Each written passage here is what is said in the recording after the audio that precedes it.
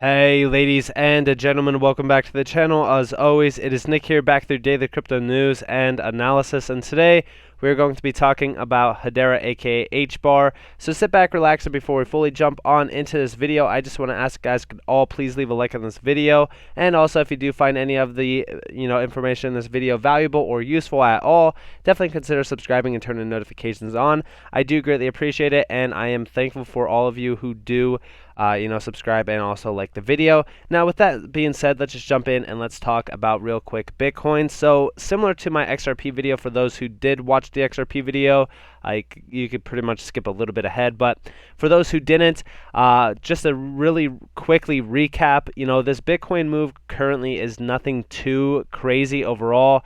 I am not too dead set on, trusting it.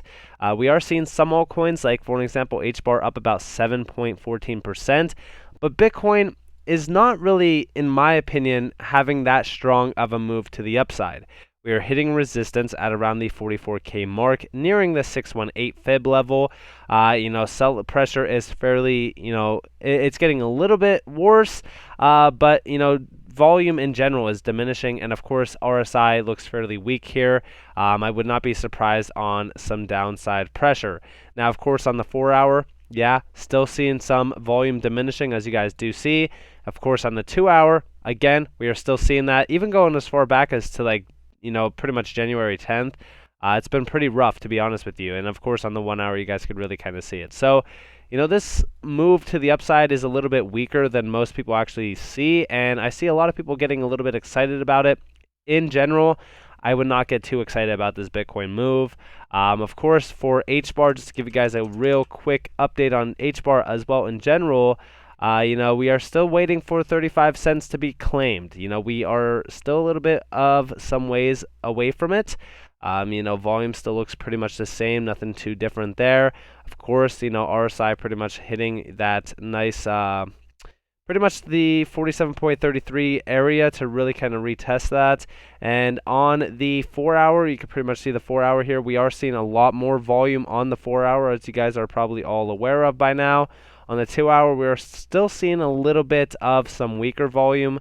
Realistically, and of course on the 1-hour, you can pretty much see that there's a lot more volume flowing into Hbar and even out of Hbar in general. So overall, Hbar is showing a little bit of a stronger sort of move compared to most, but in general, I'm not going to get too dead set on this until we reclaim 35 cents in terms of a bullish pattern. Now, I will talk to you guys about some exciting things. So first off, yes, I am going to get to the point where, I talk to you guys a little bit about the huge game changer on Hedera, but first I do want to mention a few things that will pretty much lead me to that. First off, we're going to be talking a little bit about Neuron a little bit more. What we do see here, how's my Hbar bag doing? I'll just look up to the sky and say, oh, just fine, because we did see Neuron post 2 days ago saying the Neuron platform can track drones, aircraft, helicopters, and gliders. All data is fully auditable and backed by ABFT fault detection, thanks to Hedera. Welcome to the future. The best part about this is that this is going to have massive amounts of transactions if all of this is going to be fully tracked and traced essentially by Hedera. I think that this is awesome, to say the least. I think that this is incredible, and this use case is going to be probably much bigger than what anybody really kind of can see this as being. I think that this has a lot of ties to military grade, sort of detection. I think that this has a lot of ties to many things, including even use cases within, Amazon deliveries and stuff like that. I've always said this, watch for these use cases that blossom into massive unicorns of giants. And when I say unicorns, for anybody who is not aware, unicorn just means when, some sort of company hits $1 billion in terms of revenue. So I think that this is easily a $1 billion plus sort of, use case. And I think that this is going to provide an immense amount of value for Hedera. Now, we also see here, blockchain technology has the potential to revolutionize healthcare. I've always talked to you guys a little bit about this. In fact, I do believe that Hedera is a leading name in the game for healthcare in general. And we will get there in 1 second. But I want to focus on what this is actually going to be focusing on in terms of the technology aspect. So, of course, blockchain can be used for payment processing, but it can also improve interoperability, track claims processing, or develop and maintain provider directories. And we're actually seeing a lot of these use cases come to fruition through Hedera. And a lot of these major updates, or I shouldn't say updates, but partnerships with many of these huge names pretty much led us to some major updates within the healthcare scene. And of course, choosing Hedera for healthcare ensure platform stability, improve patient outcomes, and preserve privacy. And of course, why. And you can pretty much read all of the articles on a lot of these major use cases. For example, like ENI, which awards Safe Health Systems Inc. with contract to offer COVID-19 and STD digital testing powered by Hedera to its member institutions. And there's a lot of stuff like this. I mean, you can pretty much read all about it. Tokenized healthcare, how Hedera could improve data transparency in medicine as well. Like, this is going to be so huge. And yeah, I mean, blockchain for healthcare is going to be a massive, thing. I think that's going to be a huge, demand area. And of course, a lot of big names are already kind of looking into it. We do see, Aetna, Anthem, and Cleveland Clinic partner to announce a new blockchain-based healthcare initiative, marking the latest indication of the potential impact blockchain could have on the healthcare sector as a whole. And I think that's only a matter of time before we do really see a lot of, DLT technologies really disrupting the space. And we do see here, using blockchain in healthcare, 5 major elements: a shared distributed ledger, an immutable and traceable record, encryption, distributed consensus mechanism for recording changes, and of course, tokenization. And this pretty much, kind of sums up what Hedera is pretty much used for already. But also they are talking about IBM. IBM launched a blockchain network to help healthcare institutions and government agencies identify companies that could supply and demand health equipment, aiming to address some of these supply chain problems. And of course, we know that Hedera is really kind of focused on the supply chain issues as well. I don't know if they are working with them or anything like that, but in general, I do believe that in terms of the most utilized DLT technology out there, I think that Hedera is definitely a leading name and probably has a spotlight on it already, just not in the retail area. We also see here, going back to January 5th, EU regulator calls for public input on DLT for trading and settlement. Distributed ledger technology is increasingly gaining attention in Europe for its applications in securities trading and settlement. Of course, when we're talking about how big, DLTs are going to be, I think that they're really kind of stepping up a little bit in terms of their demand, but I think that we are still so early in terms of DLT technology in general. And of course, this is talking more so about applying to tokenized securities running on DLTs. Which, in terms of tokenized securities, we also see that happening with LCX. We also see it happen with AOBT. Tokenized securities are going to be huge if we do see them come to this space, especially for DLTs, because we already know that tokenized securities could be trillions of dollars in market cap value. We also see here, according to ESMA's official website, the aim is to ensure more efficient, secure, and cost-effective management of the data stored on DLTs while preserving its quality, usability, and comparability. All they really need to do is check out, Hedera, and that's pretty much it. It's all solved. We also see here, from Drop, distributed ledger-based payment platforms will bring much-needed innovation that is required for global financial inclusion.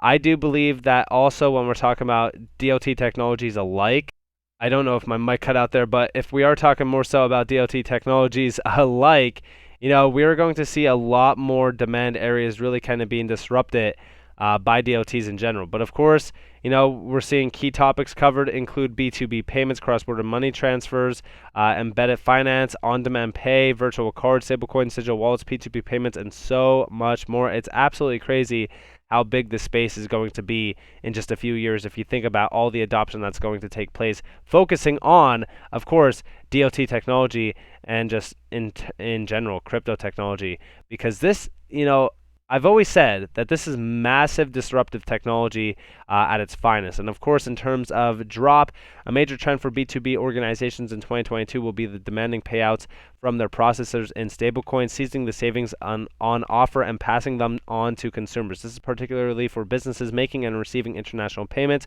where transaction costs are highest and where everyone is currently being forced to overpay.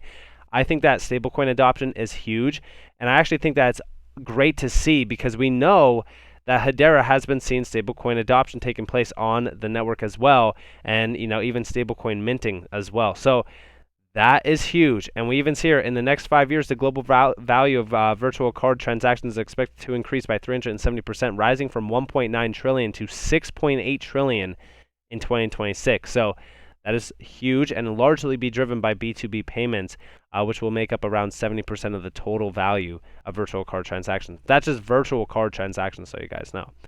Also, we do see here, Hedera native token service is already a game changer, and people who have experience with both Ethereum and Hedera tokens know Hedera is extremely faster and cheaper. With Smart Contracts 2.0, HTS programmability support coming, no token platform will be even comparable to HTS.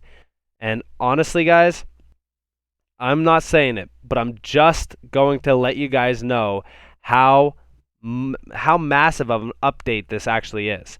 So this is going to be the highest speed on-chain programmability to tokenization with fixed low fees. I've talked to you guys about this, but I just want you guys to understand that in one quarter, quarter two of 2021, Ethereum settled $2.5 trillion in transactions, and that's just the tip of the iceberg. Just think what they could actually do if it was a lot faster and a lot more scalable in general. Okay? With these enhancements, we even see down here, for a quote, with these enhancements, we're enabling the large and growing ecosystem of hundreds of thousands of Solidity and Viper developers to make EVM contracts extremely fast and highly scalable.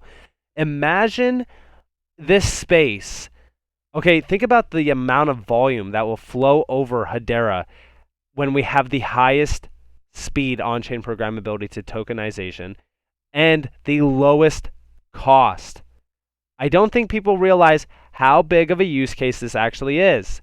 $2.5 trillion in one quarter. In just one quarter, that's $10 trillion. If that volume could continue and sustain, that's $10 trillion in 1 year.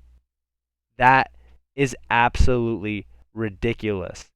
Okay, and I just want you to all understand that when we're talking about something like this, okay, when we're talking about an update like this, this is a huge game changer. This is a major $1 trillion game changer. The reason why I think that, Ethereum is almost out the door, because we're still awaiting Ethereum 2.0, we're still seeing massive focus on crypto, environmental grounds and sustainability. We see Wikipedia faces pressure to stop accepting crypto donations on environmental grounds. We are seeing this become a major concern.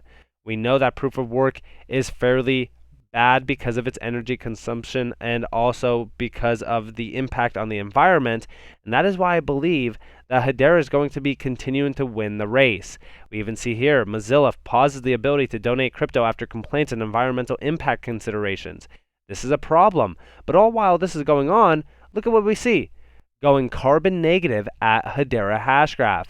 In fact, we know that, Hedera itself is carbon negative. It's the only major DLT out there right now currently, from my understanding, that is carbon negative.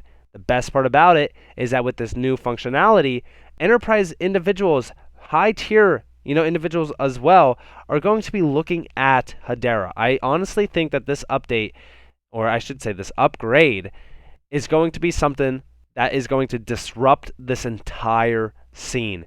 Let me know what you guys think down in the comments below. But of course, if you guys did enjoy this video, please leave a like, subscribe, turn notifications on if you guys want more free content. You guys are more than welcome to follow me on Twitter and join the free Discord down in the description below. As always, I hope that you all have a beautiful day or a beautiful night wherever you guys are in this beautiful world. This has been Nick. Peace out, guys.